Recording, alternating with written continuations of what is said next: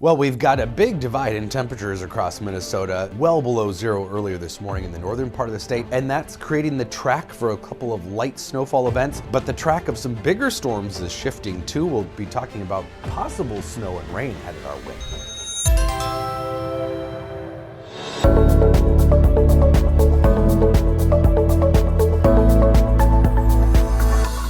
So, despite the sunshine here in the southern part of the state, we've got clouds and snow showers in northern Minnesota. These clippers riding along the edge of some very cold air. We talked about this yesterday, two main lobes of that Arctic air, and the southernmost edge really reaching into northern Minnesota. So that's creating a big divide.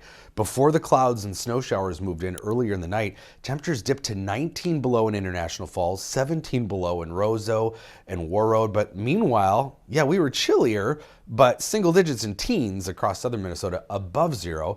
In the same kind of divide this afternoon, upper 20s here, but just single digits in the northwestern corner of the state. So basically all this purple air, that Arctic air, is sitting just ominously north of us. It's not going to be moving south. In fact, it's going to start to retreat after the next 36 hours or so. But along the edge of it, we've got several of these little bouts of light snow moving through. The first one bringing an inch or two of snow to northern Minnesota today, and another one just north of the Twin Cities will bring another inch or two of snow tomorrow. So here's today's, moving on out as we head through the afternoon hours. A bit of a break overnight. It's going to be another very cold night for northern Minnesota.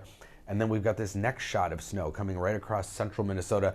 This one might bring us a few snow showers tomorrow. It's going to be a little bit further south, but still mainly just north of the Twin Cities. So the tracks of both of these slightly different, both fairly light. Again, an inch or two right up from Fargo towards Duluth, and then tomorrow a little further south, maybe more of a Brainerd track, and St. Cloud getting in and a little bit of some snow too. And as I mentioned, that cold retreat. So these two lobes of cold air that have been split apart regroup, gather back together here towards the North Pole, and that allows the milder air to move back in. Also allows the more energized storm track from the south to move north too. So here's three different models: the American, the European, and the Canadian model for Friday.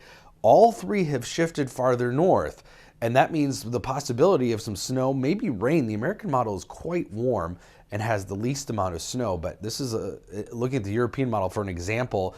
In 24 hours, the track has shifted 120 miles north. So this is the current snowfall output from the European model compared to yesterday, which is more southern Iowa, Chicago, maybe those areas.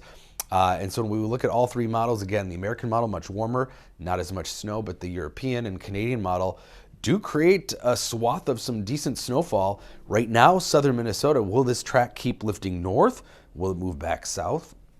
Only time will tell here over the next couple of days. But then we're talking about another storm, a bigger storm for next week. This is the American and European, the European and American models side by side. Note again, the American model is much warmer. It's got rain, even severe weather, reminiscent of maybe last December. Very eerie similarities in the American model. In fact, because of its more northerly track, has us at 55 degrees next Tuesday.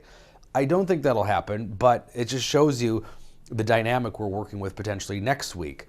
And as a result, the American model gives us a lot of rain next week too. Again, I don't think we'll get an inch and a half of rain, but you know, we did see that the old rules went out the window last December when we had that almost foot of snow and melted it all. A few days later, we had the first ever December tornadoes.